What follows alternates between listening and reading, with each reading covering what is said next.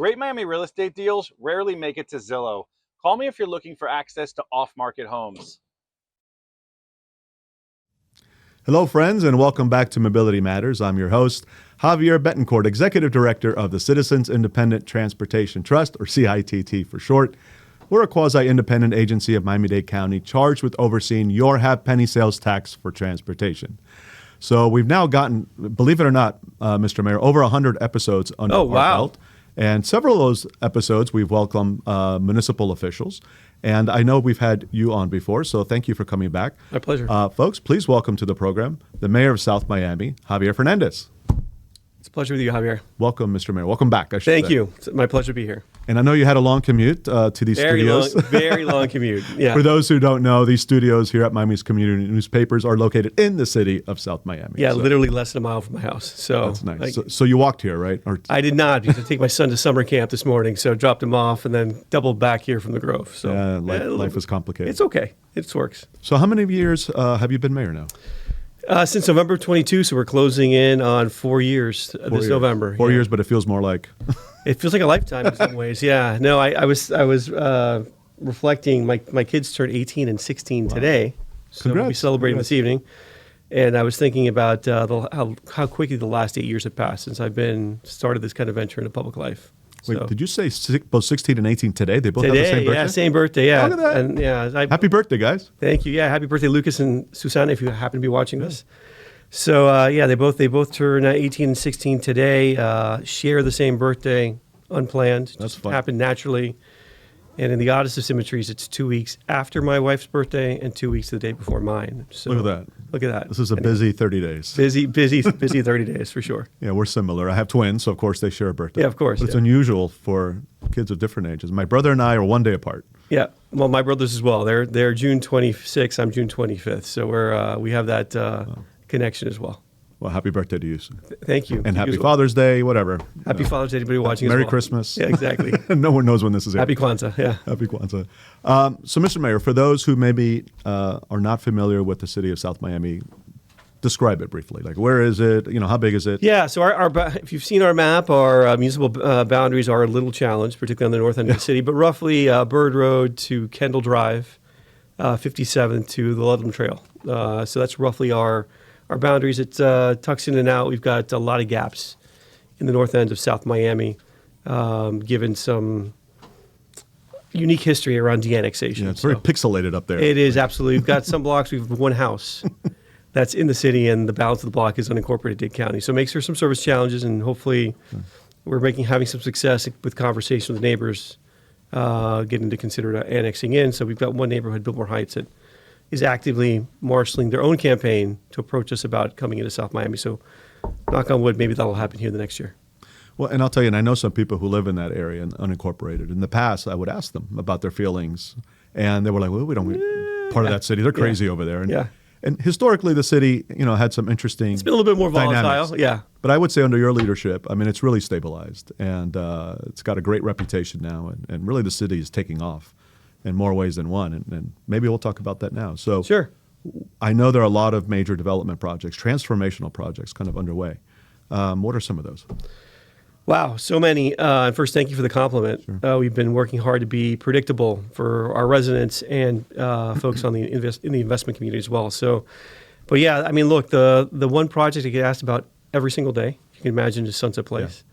Yeah. And so, not to steal their thunder, but October 4th, which is an important day in the life of the sponsor, they'll be starting demolition on that project. So we are now wrapping up final approval of their CDD and a CRA that in part will also help finance infrastructure for that project.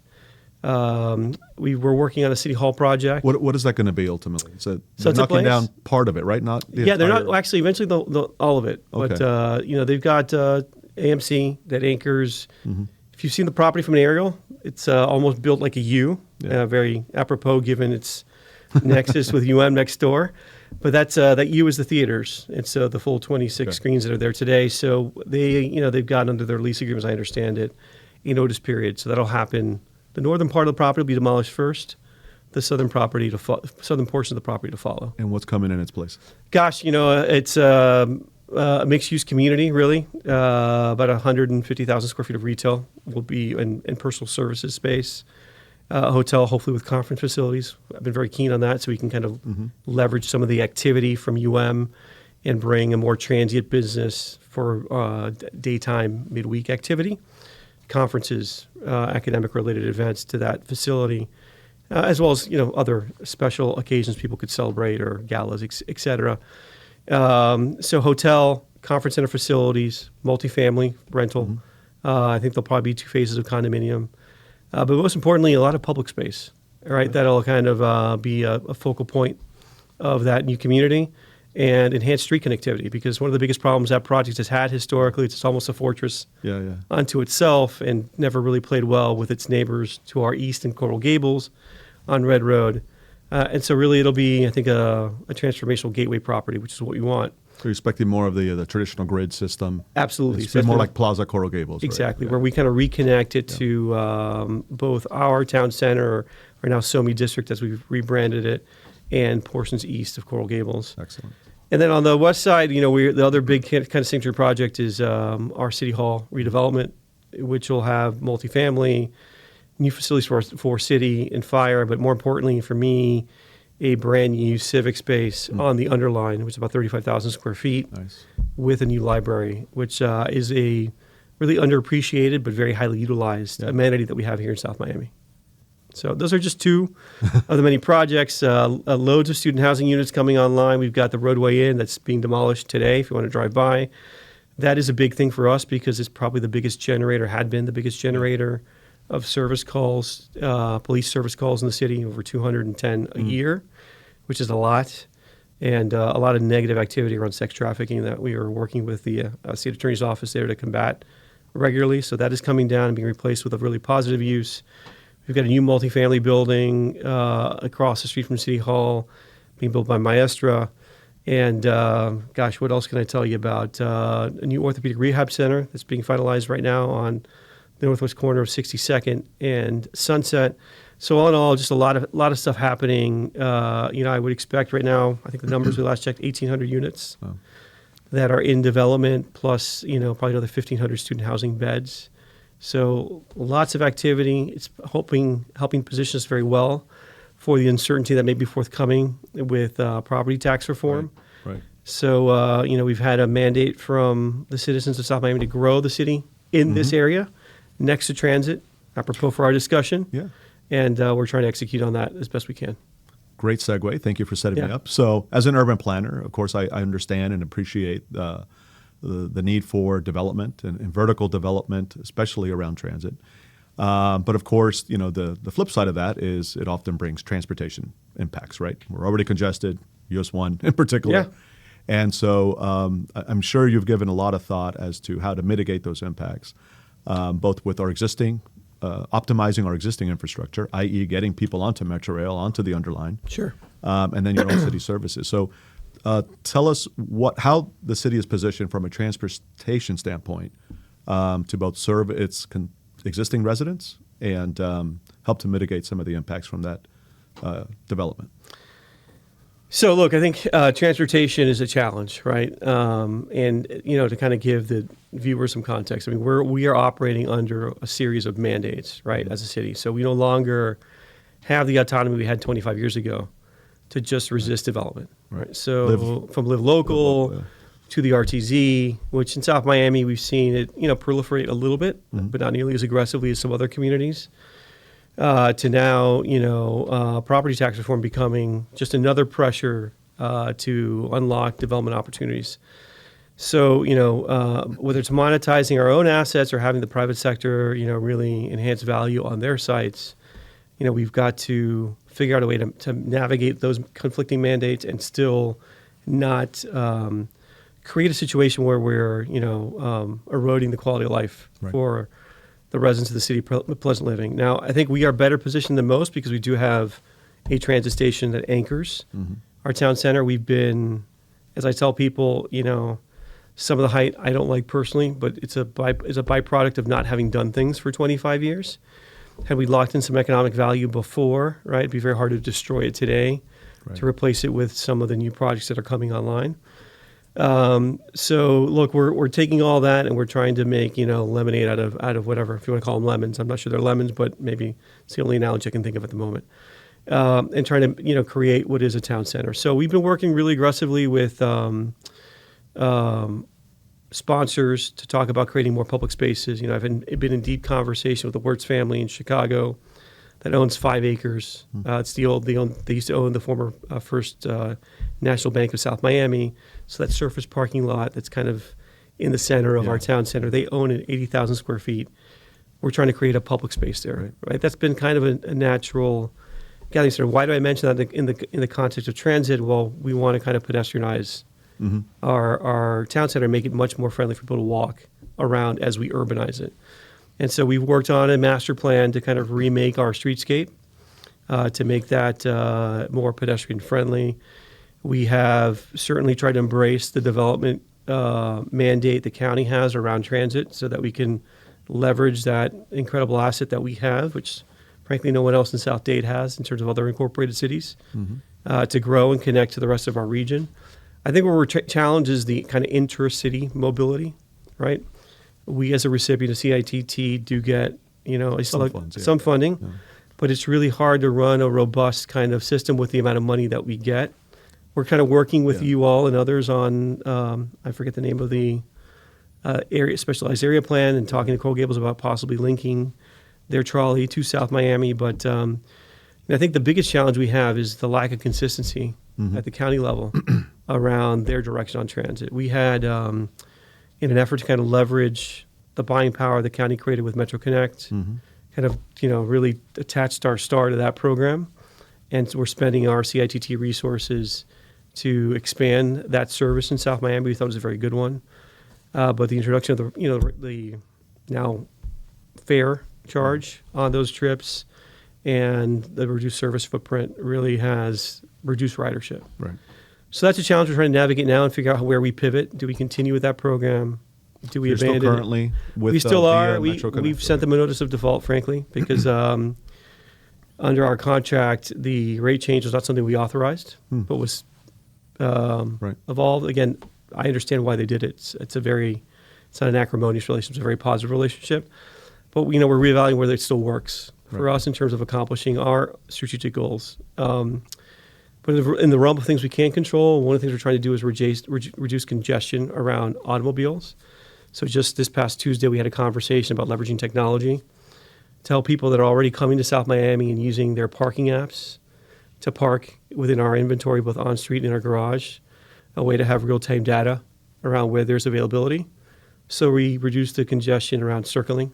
People always try to get that last space in front of the retail establishment or restaurant they're trying to do. We're trying to help kind of guide them to available inventory. So we're talking with the providers like Joppa, just another parking app, or UpCity, which has a partnership with Park Mobile, to see how we can kind of leverage the Park Mobile app and that consumer base to get people parked more easily in South Miami and reduce some of the friction that obviously hurts economic development and quality of life here in South Miami. Though I have to tell you, so I don't live far from South Miami. So we come here a lot. I like Pub 52. Karaoke nights are always fun on Thursdays.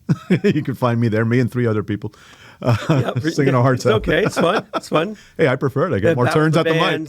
They've got a good Western night as well on occasion. Yeah, we got Kasakua, of course, for all of community news, many events there. I never have a hard time with parking, even on the street. So, I mean, relative to other places in South Florida, honestly. But not Caesar. I think it's pretty hobby. The truth is that's a perception, right? Yeah. And so we, politics is a perception business as much as anything else. And we want people to understand that it's easy to frequent our restaurants, our shops. Right.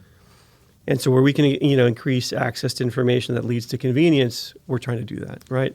Now, you mentioned the transit station. So South Miami, Metro Rail Station, which is an enormous asset, of course. I mean, Huge. Other communities would kill to have that. Huge. And yet you have this thing called US 1. It's highway, essentially running between that station and your downtown.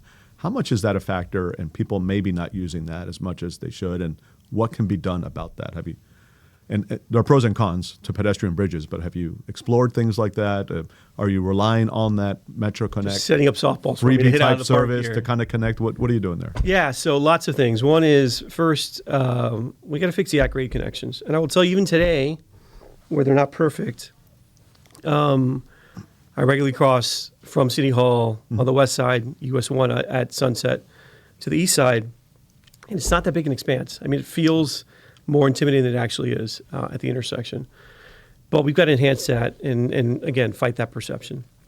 I think we need to kind of improve, and we're working on improving capacity and both in terms of crossing and throughput for vehicles at some key intersections. So Red Road, Sunset Drive, 80th Street, 62nd Avenue are probably the four major intersections where we have a lot of conflicts today.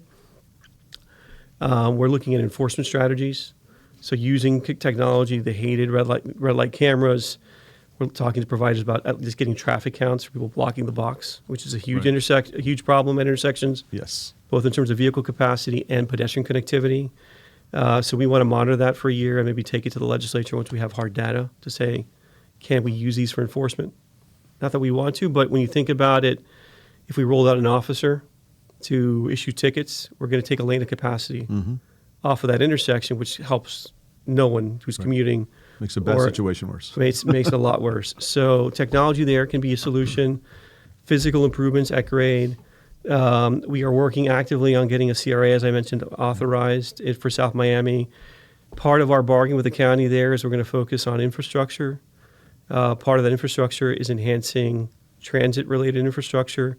So I'd like to climatize our transit station platform in part, right? Because I think part of the user experience there, as someone who's worked as a professional into downtown Miami, is being on a suit. It's brutal in the summer. It's brutal in the summer. Brutal. Those fans you get don't do wind much. or rain, right? Those fans really don't help. So he's climatizing a portion, creating some connectivity to the east side of downtown, so you don't have to go through the garage or the closest to the garage portions to kind of access the station. And then certainly we had, believe it or not, about when I came into office, inherited a fully designed pedestrian bridge plan with no plan to finance it. So hopefully this year will provide us that opportunity, and we can pivot back to that as an opportunity. You are pro bridge. Look, I'm pro doing everything, right? Giving people options. And so there's some people that will be comfortable crossing at grade and do it naturally now. I'm one of those people. You know, we want to create an at-grade connection on 73rd. Again, if you leave our downtown heading westbound to go southbound on US 1, you're making a left turn off of 73rd. Your terminal vista is our City Hall campus. We're going to have a park there, some retail. Right now, I cross at grade to get to know me there illegally. I think we should add another at-grade crossing at that intersection. So we're looking at all those options and trying to roll those out to kind of just enhance connectivity in any form that we can. So along with having the benefit of Metro, you also now have the benefit of the Underline, which of course is this, I believe it's a 10-mile linear park. 10 miles, absolutely. Yeah, and bike ped path, which, you know, they've done a great job promoting the program or the project. So I don't think we need to tell everybody about it. But, you know, how is the city looking to, first of all, I believe you've contributed towards that. So you can speak to that. And then how are you looking to leverage that once it's open? I don't think your segment is open yet, right? It will be. It's very shortly. Yes, sir. So how are you going to get folks who are maybe want to get there or from there to your downtown? Are you looking at some bicycle pedestrian lanes or the kind of bike ped connections beyond just walking? So so let me start with look, it's a huge opportunity. Yeah. I have clients that are developing along the Atlanta Beltline. Mm-hmm. And, you know, in my heart of hearts, what I'd love to see is an activation like Lady Bird, which is a bar there in Atlanta that's very popular and outdoor area. It allows you to take advantage of the best parts in Atlanta of the summer and spring months to kind of enjoy a beverage outside. So we're hoping to create that opportunity and be a destination on the Underline. There's not a lot of destination opportunities on the Underline today, I would say, in terms of parks or convening spaces. So our City Hall campus project is designed with that opportunity in mind. Right. That, you know, taking an existing park and relocating it from, it's a very nice little park, but kind of an isolated, forlorn condition next to our gas depot at City Hall, and moving it into a more prominent location, visible from US 1, from our SoMe district on the east side, adjacent to the Underline and the Children's Play Forest, right, is kind of the vision we're trying to advance.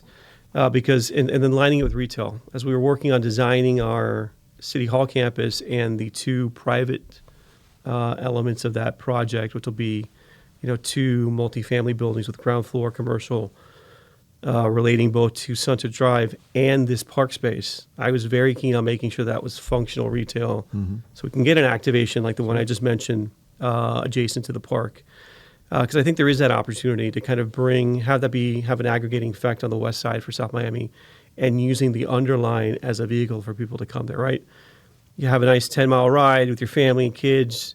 You can stop at a children's play forest, at the library, enjoy a meal and a beverage, and kind of spend a part of your day recreating that way.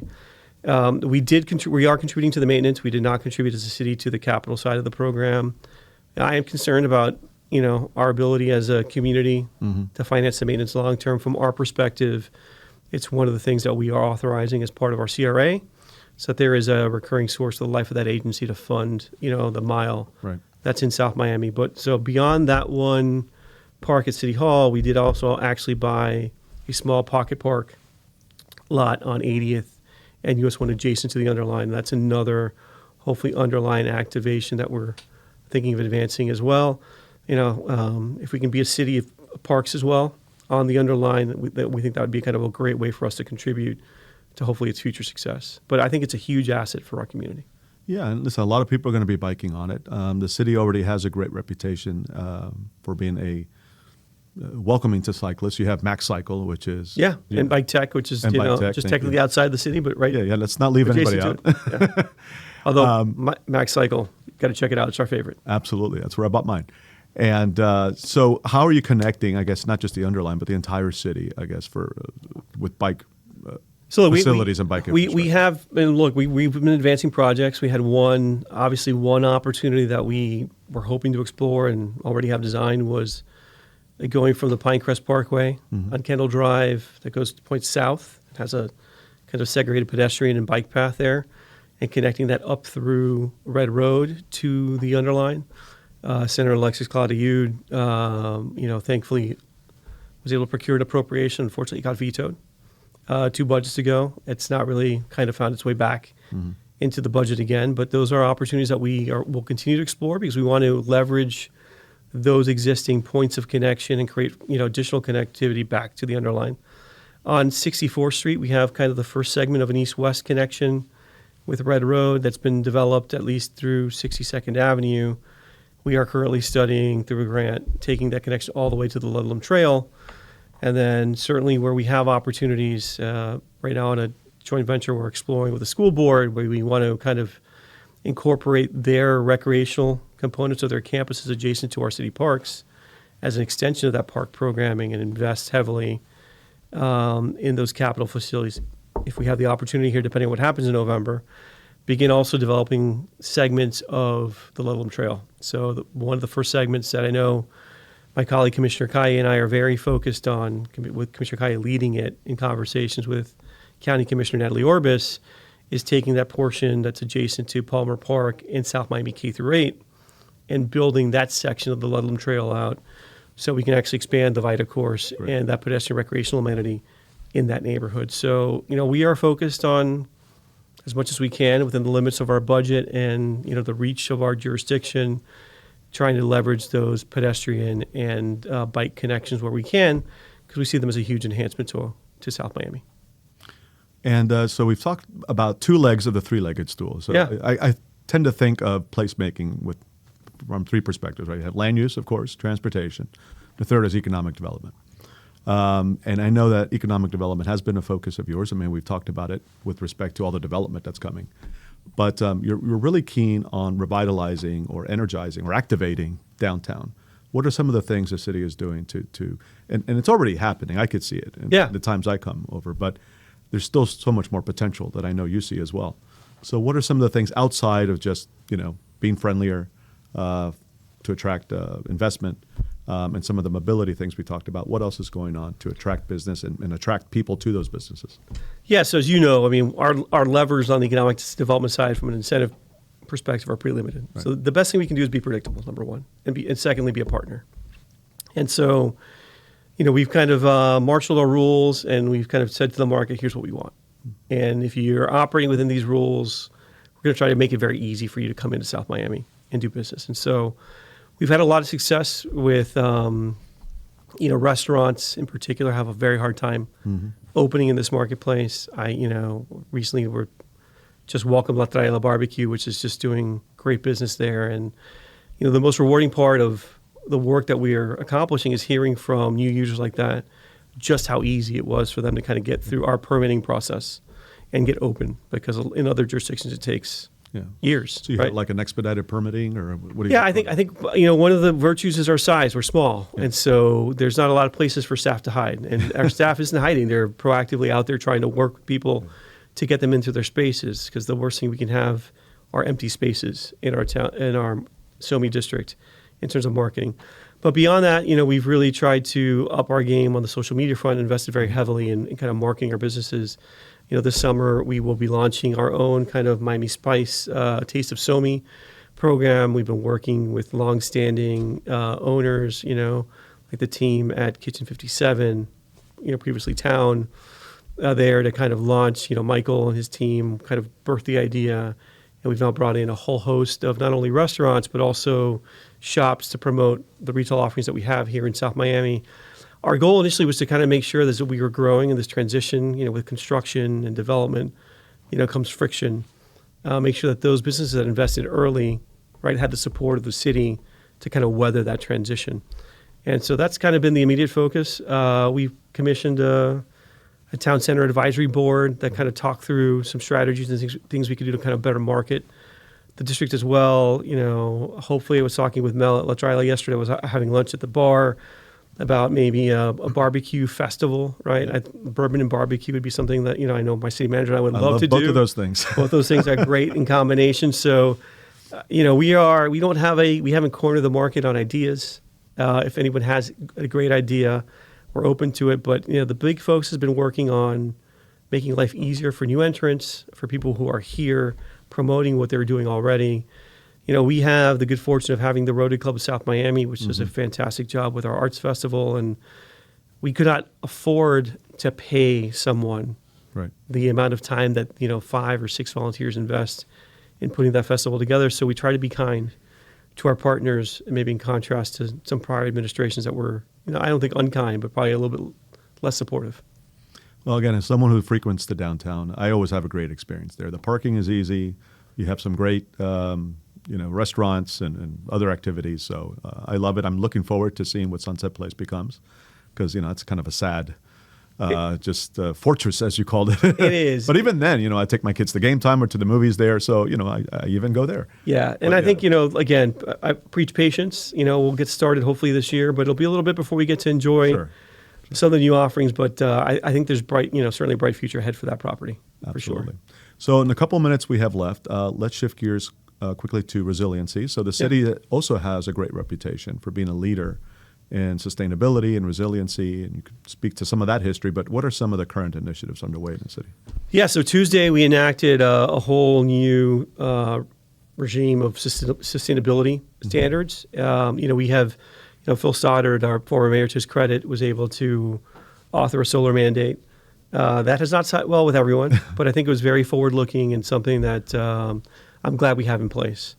So as we've talked about what else we can do to enhance sustainability, I've kind of had this idea we should go back to the past. A lot of the design principles that kind of were a hallmark of building here in South Florida before the advent of air conditioning and all the mechanized systems that we depend on now so heavily to make our environment one that's tolerable, right, given the heat.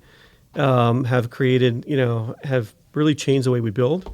And you see more glass and, less natural passive shading devices. So the regulations we've advanced for single-family homes as of Tuesday really create a suite of incentives to expand landscaping, expand passive cooling systems, porches, windows that are protected by shading devices, kind of, organization of your home. So you have your garage on the west side of the property, on a north-facing or south-facing lot. So it's, the habitable rooms are cooled naturally as obviously the sun makes its way across the sky every single day.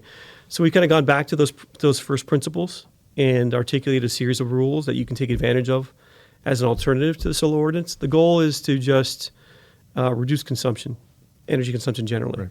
And so whether you do that by incorporating panels, which you think is a great solution, or you want to do something that's more design focused, now in South Miami, you have those options as well. And of course, getting people out of cars and onto transit and onto bikes and onto their 2 feet, right? Yeah, what we talked about Nothing before. more resilient than that. Absolutely, absolutely. Yeah. Mr. Mayor, we're out of time, but I'm going to give you the last word. And as part of that, if you want to let the good folks watching know where they can find out more about the city and all these great you can initiatives. certainly check out our website at southmiami.fl.gov. And if you need to contact me, my cell phone is on the city's website there as well. So feel free to text. We got a staff of none, so I have one for 5 of us. So often helps to have people just communicate, and people are honestly very respectful. I'm surprised I don't get more calls. But again, if we can be of service, please don't hesitate to reach out. Well, Mr. Mayor, thank you for being on the program. Thank you for all the great work you're My doing pleasure. at the city. We didn't even get to what you do in your private life. We'll have to have you back on for that. But really, the city is in great hands. I've witnessed it from just outside city limits. And I have to give you a lot of credit and your team. You have a great team of professionals. It really is a team. And as much as I appreciate the credit, the truth is we've got a council that works as one. And I'm grateful they make the service fun. And I'm grateful to have the honor to do it. Fantastic. Thank you. Well, thank you. Folks, thank you for being here with us today. If you like this program, please like it, subscribe, share it with friends and family, let them know. We have some great guests lined up, and we have, over 100 episodes in the past that you could go back and watch. I also want to thank our partners in this endeavor, a South Miami institution. Absolutely. Miami's community newspapers for continuing to produce and host us here in these lovely studios. Special thanks to Enzoni back there behind the cameras for being our producer today. Please go on our website if you'd like to learn more about us, miamidade.gov/CITT. You can learn about all the initiatives that are being funded with your half-penny sales tax for transportation. You can learn about how to become a CITT member and or a CITT ambassador if you're a transit rider, plus all the other things we have going on. That is all for us today. In the meantime, keep moving, Miami.